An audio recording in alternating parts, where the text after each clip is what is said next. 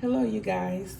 Today I'll be discussing the main regions of the brain, their sub-regions and functions.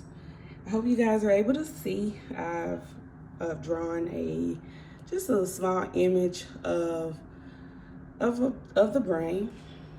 First, I'll be discussing the diencephalon.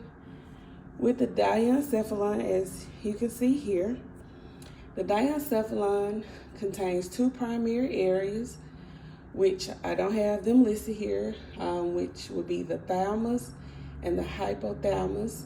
The thalamus directs the impulse to the appropriate region in the cerebrum. The hypothalamus is the link between the nervous system and the endocrine system in that it controls that pulmonary gland. Next, as you guys can see here, you have your cerebrum right here. The cerebrum, it is the largest and most complex portion of the brain. It is divided into two hemispheres that's connected by the corpus callosum, which is right here. Then each hemisphere is divided into regions called lobes. Each lobe has its different functions, which now I'll go to another drawing that I have here. I'll step back. Another image on a different board. I've drawn another brain and listed out the different lobes. So first I'll be going over your frontal lobe, which is here. Your frontal lobe right here, which is the largest lobe, and it would be in the front of the brain. It's responsible for problem solving, your concentration, reasoning, and like organization. Two important parts of the frontal lobe are like your Broca's area, which that controls like our expressive speech, and then your motor area that controls like our basic movement. Next, you have your parietal lobe, which is right here. The parietal lobe is behind the frontal lobe. The parietal lobe, it carries all of our sensory information. It's responsible for our temperature, the pressure, like our smell and taste. Next, you have your occipital lobe, which is right here. With the occipital lobe is at the back of the brain. Think optic, like your eyes, your visual lobe that processes your visual information and process visual size and perception. Next, you have your temporal lobe, which is right here.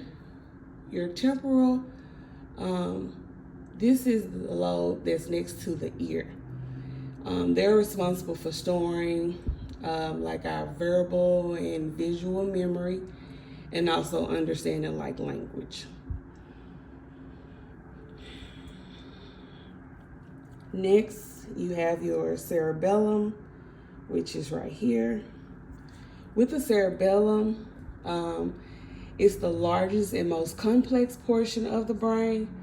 As you can see, with the cerebellum is located at the back of the brain and is below the occipital lobe. Its major role and foundation of the skeletal muscle functions such as like our balance, the posture, movements of our hands, feet, and also speech.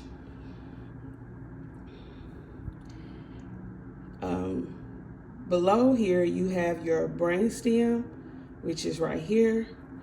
With the brainstem is located in front of the cerebellum and is connected to our spinal cord. It is made up of three major parts, which are the midbrain, your palms, and the medulla oblongata. The midbrain, which I don't have them listed here, but with the midbrain functions as a relay station between higher brain centers and the brainstem. The palm is just below the midbrain. It contains nuclei groups of neurons in the brain with a specific function that aid with respiration and our posture. The medulla oblongata is the lowest part that controls the function of our heart and lungs.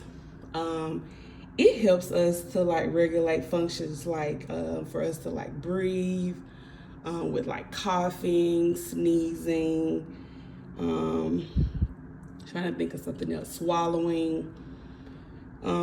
So that concludes my video. I hope you guys enjoyed watching. Thank you.